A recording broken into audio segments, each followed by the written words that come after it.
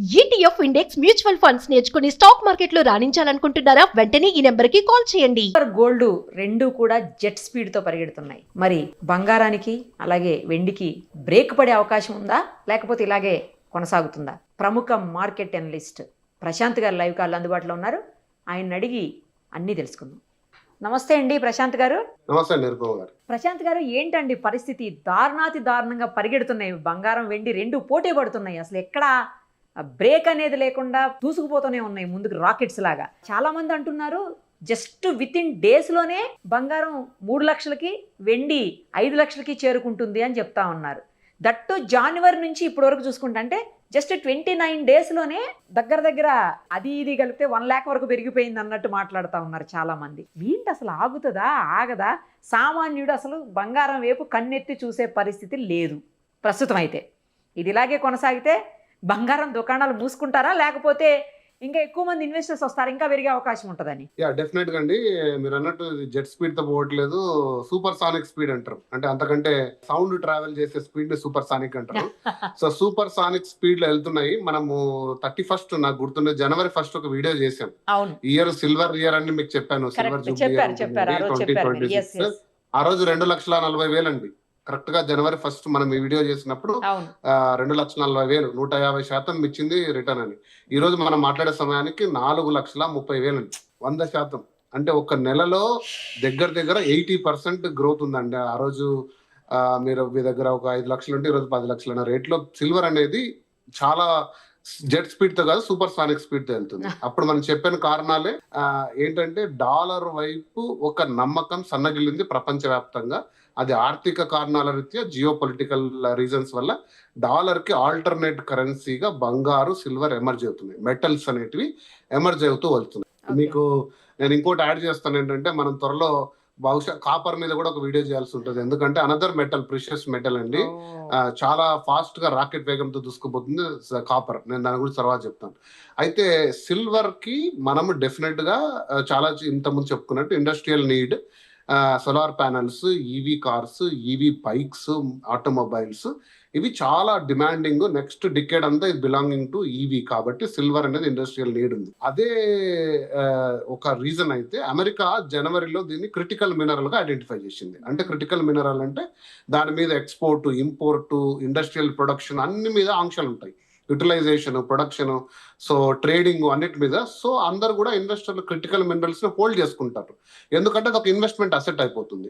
So silver కూడా అది రావడం తోటి, ప్లస్ సిల్వర్ ఆటోమేటికల్ గానే సప్లై తక్కువ ఉంటుందండి. ఒకసారిగా డిమాండ్ 100 రెట్లు 1000 రెట్లు పెరిగిపోతే ఓన్లీ రీసైకిల్డ్ సిల్వరే దొరుకుతుంది. రీసైకిల్డ్ సిల్వర్కి మనం ఎంత అడిగితే అంత రేటు.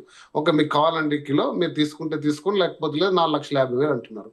సరే ఇచ్చేయండి, మళ్ళీ రేపు 5 అవుతుంది అన్నారు కదా. సో ఆ డిమాండ్ అనేది ఇన్ఫ్లేట్ అయిపోయింది ప్రపంచవ్యాప్తంగా.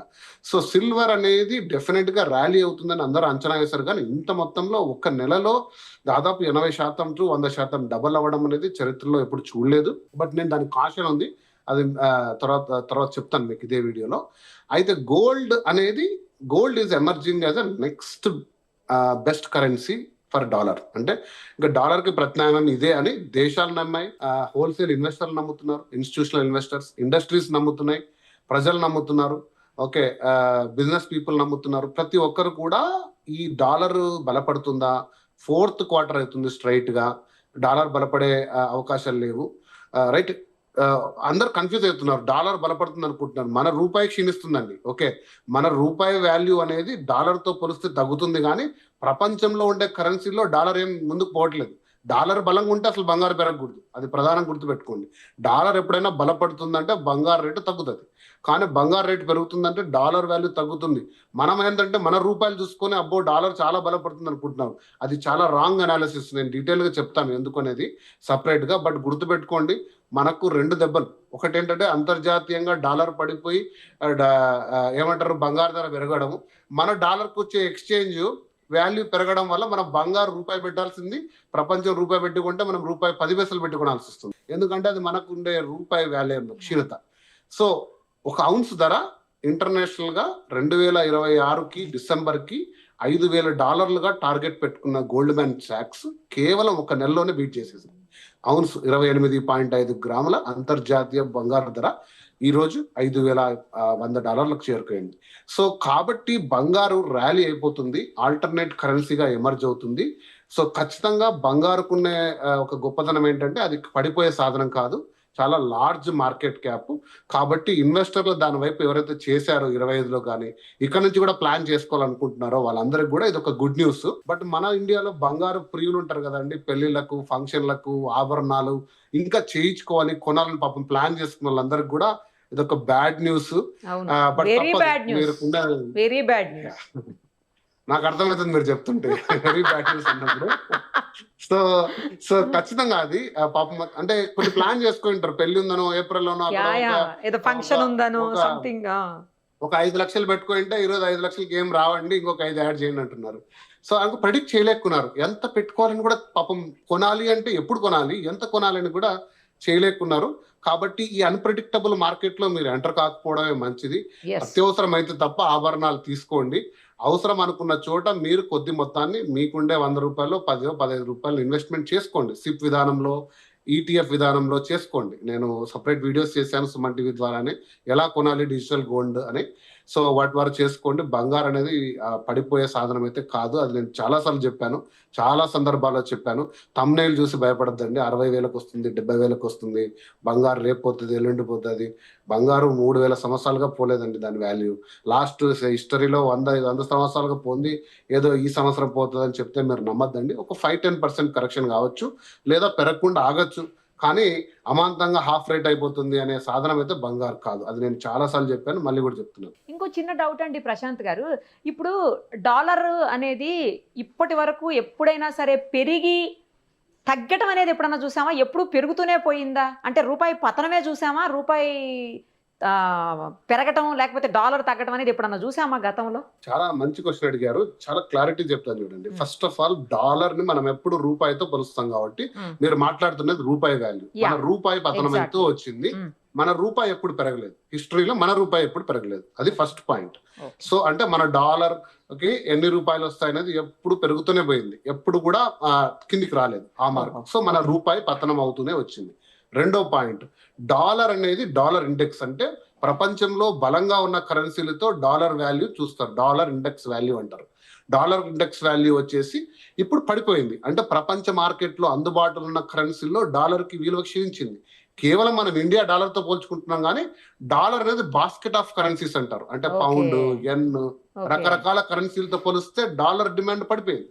సో డాలర్ పైన నమ్మకం లేనప్పుడు బంగారం వైపు పెట్టుబడి వస్తుంది. సో ఈ రెండింటిని చాలా మీరు క్లియర్ గా అనలైజ్ చేస్తే తప్ప మీకు అర్థం కాదు. సో నేను అందుకే అన్నాను, మన రూపాయి పతనం అయ్యి ఎక్కువ డబ్బు వెచ్చించాల్సి వస్తుంది, డాలర్ పతనమై బంగారు రేటు పెరిగి ఎక్కువ డబ్బు పెట్టాల్సి వస్తుంది. మనకు రెండు వైపులా కూడా పెరుగుతుంది. సో అందువల్ల బంగారు పెరుగుతుంది అంటే డాలర్ పైన నమ్మకం తగ్గుతుంది.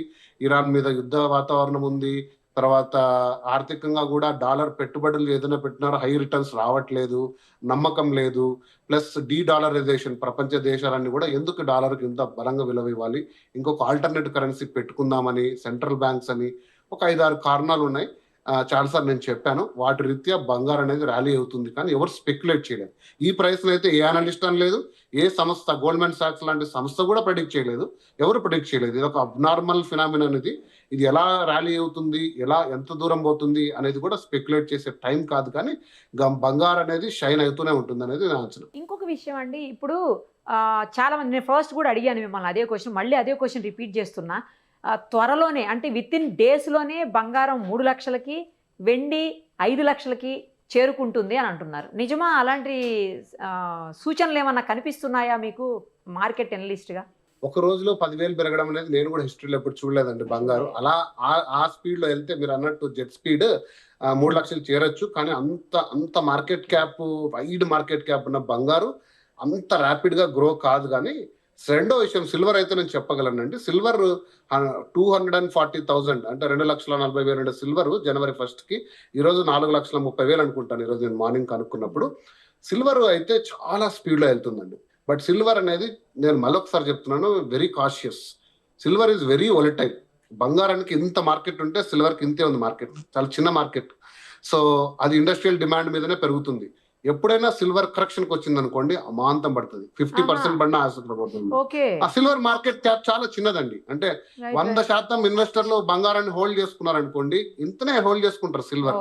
ఎందుకంటే మీకు ఒక $1 బిలియన్ దాచుకోవాలనుకోండి, ఇంత రూమ్ లో గోల్డ్ పెట్టుకుంటే సరిపోతుంది. సిల్వర్ పెట్టాలంటే మీరు ఒక పెద్ద పెద్ద అపార్ట్మెంట్, ఎందుకంటే దానికి 100 టైమ్స్ ఉంటుంది కదండి వాల్యుయేషన్. కాబట్టి ఇప్పుడు అమెరికా క్రిటికల్ మినరల్ గా ఐడెంటిఫై చేసింది సిల్వర్ ని. కాబట్టి ఇన్వెస్టర్లు తీసుకొని అమాంతంగా దాచుకుంటున్నారు.